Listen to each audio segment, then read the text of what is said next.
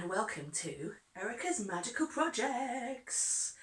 Hello! Well now, either you are here because you are somebody who likes craft or is interested in craft, or somebody who is interested in magic. Ooh. And the two overlap fantastically. In fact, I believe that the two overlap 100%. Everything that is handmade has got a little tiny piece of magic in it. Everything that a human makes has little mistakes in it. And that is what I want to share. Are you a craft person who quite often wants to start a project and has huge amounts of stuff piling up around them? Like me, I've got quite a lot of yarn piling up and really wants to get on with those projects, but the excitement of starting a project is so overwhelming that it overtakes you, and then suddenly you have 90 projects all started in boxes everywhere, and some of them are gifts that you've kind of promised to people and they know you're working on them, and you have to say things like, oh yes, I'm sorry about that cardigan that I've been working on for 10 years, I am still working on it, and then you're praying that the yarn store has still got the yarn and you know that it hasn't. What are you going to do? Well, I guess you'll find out because I've got just one of those projects sitting in my boxes. Okay, so welcome to Erika's Magical Projects. I guess I better introduce who I am. I am Erika. And people, crafty friends, often say to me, Erika, how have you managed to make so many things? Because I have made quite a lot of things. Well, this has become because a little while ago I came up with a really good solution to the Start-itis that creeps in and leads to the 90 projects. Works in progress, we call them whips in the cupboards. Shh. Calm down, there's lots of whips. That's why we have to bring some order to this chaos. You see, part of being a witch, which is what I am, a witch, is understanding the balance of the universe, and there is order and there's chaos. And when you're a crafter, you learn that you are literally on the knife edge between that order and that chaos. With every stitch that you make, it could go horribly disastrously wrong, and every project that you do has the potential for being the best thing you've ever made or a complete disaster. Anyway, you can join me with my projects this year as I try to kind of like squish everything I want to do down into manageable sizes. I invite you to join me, not because I want you to do any of these projects, not because I want you to believe any of the things that I believe, but because it's fun, isn't it? Seeing what people get up to, what people make, how people approach things, and sometimes trying something and sometimes going, whoops, look, she didn't do that right. So that's what I'm here for, to share my magical journey, my crafty journey. So everything that I want to explore has got two elements to it. First of all, a craft element, which involves learning a skill with my fingers, making some homemade things, either for myself, for a gift, which is extra special because we get to put a little bit of magical love in there, or to sell, which is great. That's the other thing I'm going to set up at some point, is a shop. So craft elements, but also spiritual elements. The other thing I want to explore this month is some spiritual sides of myself. And again, it's so exciting, isn't it, when you first discover the spiritual side of things. You want to try everything. I discovered there were so many different types of meditation and they all work, they're all amazing, but they all require a daily practice. And if I was to try and fit in all the daily practices that I wanted to do, I'd have no time for looking after my children, no time for my romantic love, no time for myself, the crafting.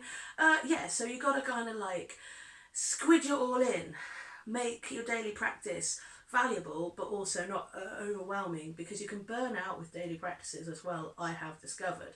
Hence, trying to restrict my crafting and trying to restrict my spiritual practices, the two scales. To that endeavour, I introduce socks. January is month of the sock, yes. What's a witch to do? Look at these socks. I've got holes in them. It's not funny. I can't be going around like this. Witch, please. Holy socks is not a good look. Not only are they holy, but I've only got 2 socks left of my handmade sock stash, and they're odd. So here I am with my purple and my green sock.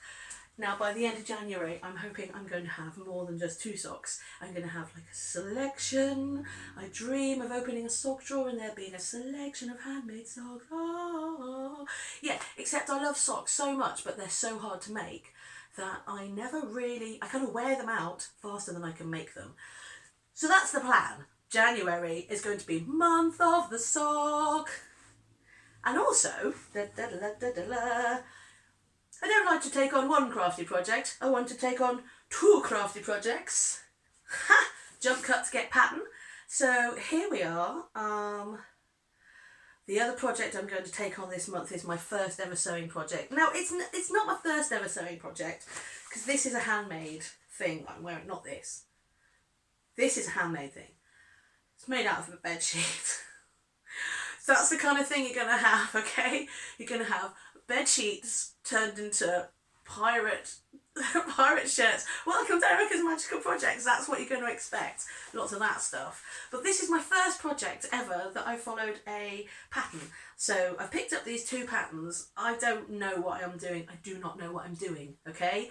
That's why it's going to be interesting. I've got no idea. So the first thing I'm going to do is this thing here. I'm going to make it out of this lovely material. Now this material has got little tiny pictures of tarot cards, which pleases me greatly. I'm going to have a magical tunic, and then underneath that magical tunic I desire a shirt like this. I'm thinking of a kind of Elizabethan ruff, obviously not white to go with this yellow, obviously, but there's some nice colours in there that I could pick up. Blue, purple, blue, purple, blue, purple. Oh, there's so nice. In fact, I'm feeling blue and purple. Ooh, blue, purple, yellow. Anyway, we'll have to have a look at some colours together. That helps. Right. So that is my sewing project. Okay, sewing project. Up you go.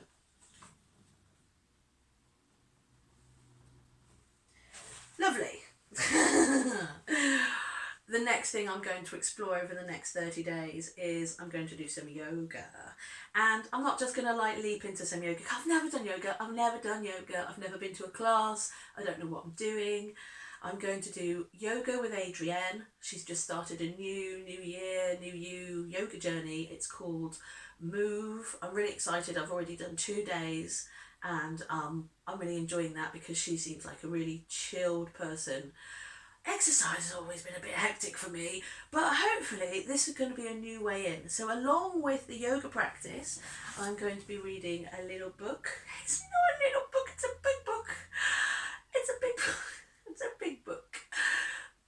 Okay, I've got that far so far in the last 6 months that I've owned this book. I used to be a big reader, but the internet took over, so this will be really good for my brain as well to get back into reading, get back into a spiritual practice. The lovely thing about yoga with Adrienne is that she includes a lovely meditation every day, so that you get that kind of like heady head spin of meditation before you go into the yoga practice, which I love. That kind of like meditation place that you get into. Right.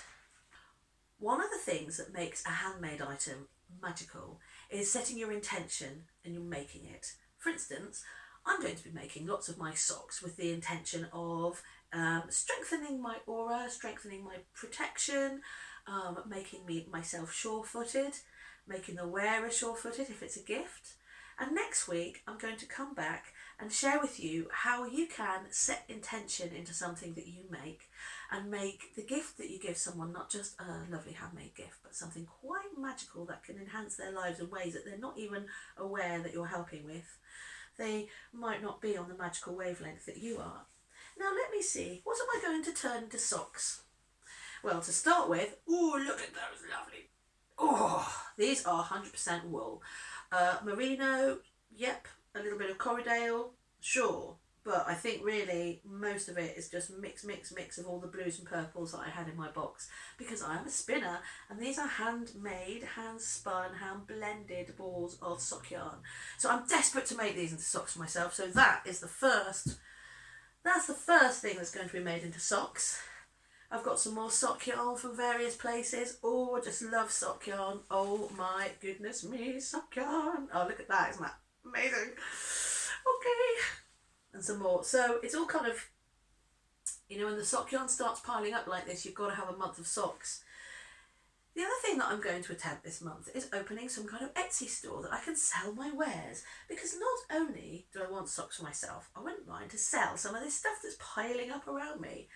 This is some of my hand spun yarn, and you can support me by going over to my Etsy store and buying some if you'd like. Don't if you don't want to, obviously. Look at it, it's piling up. It's literally piling up. It's literally piling up. Okay, this is alpaca. My intention, this is an intention for the entire year.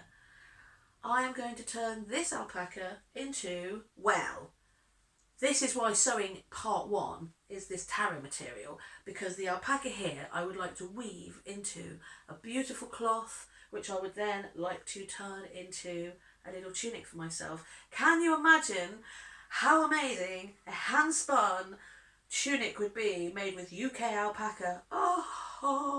Hand-spun, hand-woven, hand-sewn. Oh yes, I need to tell you that. I do not own a sewing machine, and I shall not have one in the house. I shall not have one in the house.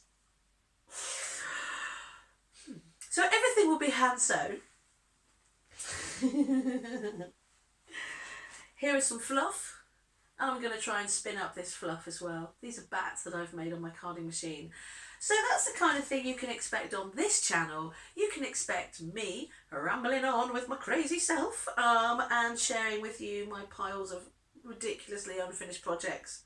Oh, here is another unfinished project. This is a jumper, handspun, BFL. I will finish this year.